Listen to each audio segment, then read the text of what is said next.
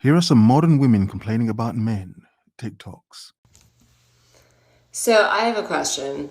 All y'all are like hashtag 25 and older, complaining about dating people when you're over 30, whatever. So what happens when you're 40, right? Because I'll be 41 next week. And yeah, I'm going to tell you, I'm going to really tell you this shit.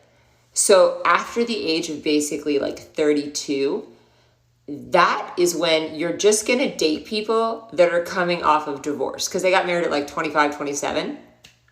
After 32, pretty much everybody has kids. Everybody's been divorced. You're going to go through a dry spell for like 5 to 10 years where it's just you're literally waiting for people to fucking get divorced. That's it. That's what you're waiting for. You're like, oh, that guy, I like him. In 3 years, he'll be divorced. So that's all you got to do. You just got to wait till you hit 40.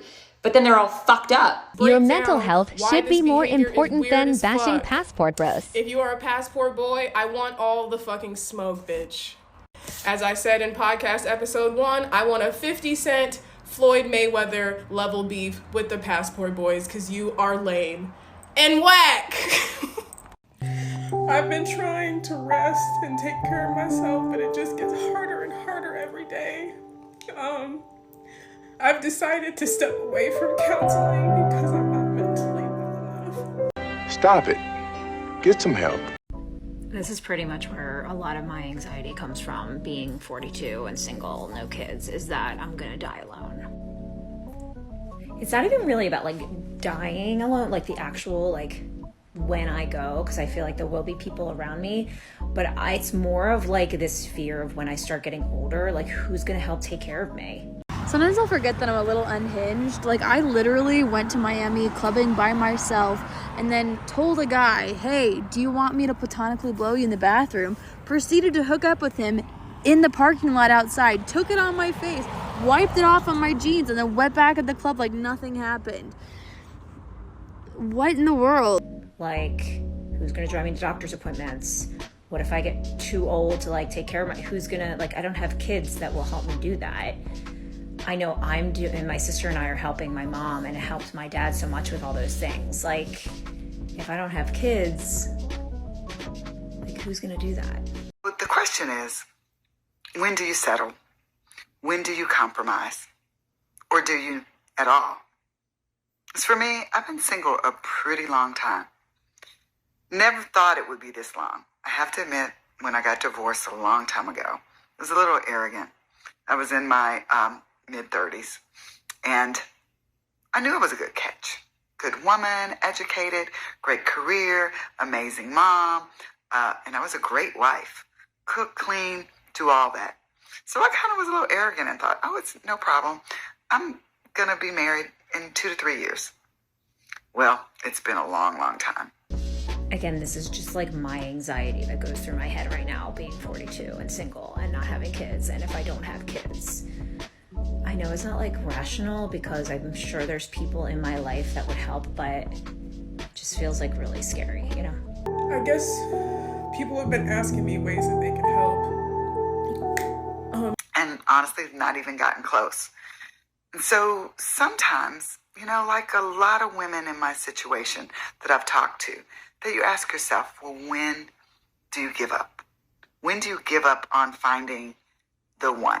Am I a bad girlfriend? I'm a 25-year-old girl in a relationship with my boyfriend for over a year now. But last week, I was in the gym. And there was a guy there who I spotted since we were working out in the same area. Mm-hmm. And later, I saw he was on his way out. I always look around in between sets, so I didn't think anything of it. Yeah. But then before he goes out, he comes up to me and starts complimenting me. But girls, this guy was... Or do you? As for me, I go back and forth. Sometimes I go, well, I just need to be with Mr. Right now.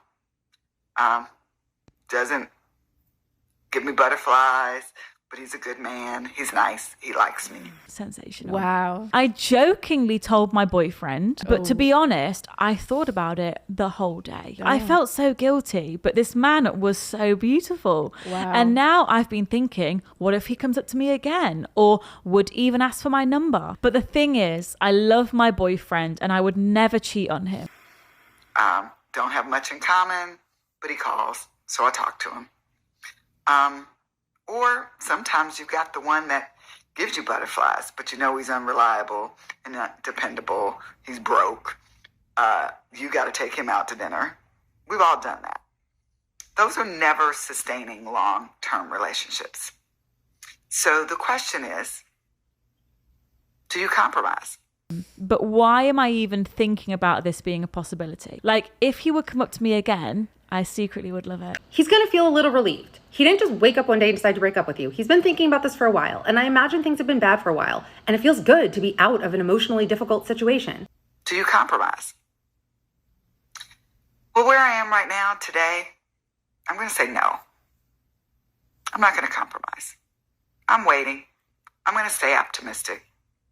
It gets hard staying optimistic this long, but I'm going to stay optimistic. They want to get back to their original self, and y'all are upset for some reason, and that's weird. Please go watch the original video. Basically, to sum it up, she was saying, like, it's very strange that a lot of y'all are mad because women like Alexis Sky, women like Black China, you know, all these different girls that was in the media, you know, exuding or existing in a certain aesthetic, you know what I'm saying, being paid to look a certain way, to act a certain way, whatever the case may be. For me, and a lot of y'all is mad because they having a coming to God moment. They spirit, they physical, they mental, they emotional is changing and evolving as women. And a lot of the reason for that is because instead of being yourself, y'all was trying to be them. So in the beginning, he will feel relieved. And if you reach out to him during this time, that is the worst thing you could ever possibly do. He's probably just going to act completely cold and callous towards you, and it's just going to make him more sure of his decision to break up with you. So again, no contact rule. Stage 2, living it up. He's a free man now, and he is enjoying it to the fullest. He's going out, he's partying, maybe he's in a rebound relationship. You might be seeing him on social media, just looking like he's having the time of his life. This, again, might hurt your heart a little bit, but it's okay. It's just part of the process. 50% error or something, and I was like... Whole time, they doing the same thing we do, and they just doing it in front of millions and thousands of people. All they're trying to do is figure things out. Figure out who they are and what's valuable to them and what life really means to them. What's their purpose.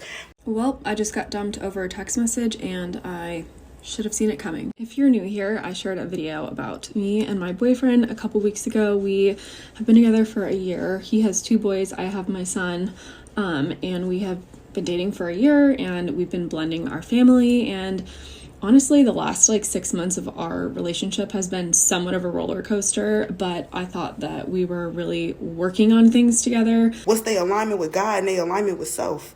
They going through the same journeys that we going on. They just doing it in front of bajillions of people. And instead of focusing on your journey and trying to be yourself, you bought into that aesthetic that they was being paid to sell to y'all. 9 times out of 10, the girl you was idolizing that made you go get that BBL, the body that you was trying to attain, the fillers in the face or whatever else that you did to try to be in alignment with these girls, the same hairstyles and and spending your last to do this and keep up with that. Y'all feel betrayed because now they leaving y'all in the dust and trying to have they coming to God moment. Whole time you still stuck in that same era that they was in.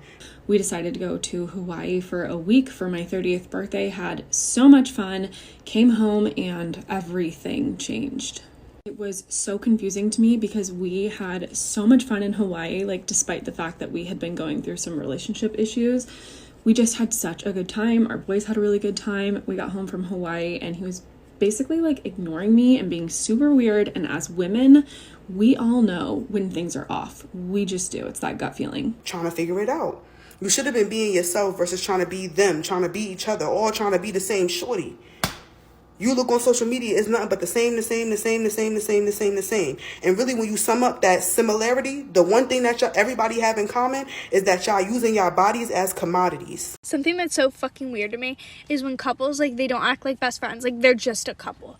My boyfriend used to have this friend, and when he was around his girlfriend, he would act so, reserved and, proper and, you're my girl. And then when he was around his friends, he'd be cracking jokes, whatever, completely different personalities. And I'm that is so fucking weird to me because, in my opinion, my boyfriend should be my best friend. We are best friends and we're dating. That's really what it comes down to. They were being paid to look a certain way, to behave a certain way, etc. A lot of y'all bought into that because y'all seen that quick, fast money. So y'all thought that y'all could exude those same behaviors and do those same things.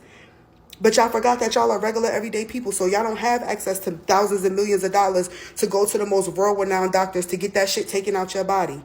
Y'all don't have access to the best doctors, the best therapists, and all this other stuff to help heal that inner trauma that you went through, trying to copy and be like these women that's not even living this life for real, for real. You don't know these people. We're best friends that, we'll do a little extra. You know what I mean? So, like, I just don't understand when couples aren't like that. Like, what are you doing? Like, why are you not fully being yourself in front of your partner, your boyfriend, your girlfriend? Like, what the fuck? Like, you're gonna reserve yourself and yet you're gonna bear it all? Y'all catch my drift? It's so weird. Forced him to talk with me about it. He ended up telling me all of these like suppressed feelings that he had about how like he was unsure if I was the one or if he was my person and that we were compatible. He was concerned about our future, scared about getting married again because he's been divorced, all of these things. What they put on social media is one thing, but you don't know these people in real life. So you don't know who Amber Rose is. You don't know who Blac Chyna is. Y'all don't know these people, but y'all was so busy trying to copy them. Now y'all feel betrayed because they leaving you in a space by yourself that none of y'all really wanted to be in, but it just seemed cool because of quick bread, because of attention from men. I hope this is a valuable lesson to young women. Young women, take this social media at face value. Click the pretty pictures and keep scrolling. Be yourself in real life. Have your own journey, your own identity. Go through life on your own terms. Something I don't understand is why men seem to get it confused when I say be consistent. What I mean when I say be consistent is keep the same level of energy that you use to get me to keep me. All of these things that he had like been suppressing and never said to me before at all. Obviously, this was like extremely painful for me to hear, considering like I knew we had issues, but I just didn't realize that they ran that deep. When I say consistent, I mean to not switch up your good behavior once you get comfortable. Being consistent doesn't mean you're gonna blow my phone up all day, call me, text me when I'm not responding. One thing about me, I like my space. And I want you to have your space too. But with that being said, you're annoying me. I am done. Finished finito with American men. No, because tell me why that men here can't plan for shit. Even when they ask you out, they still Have a nice day.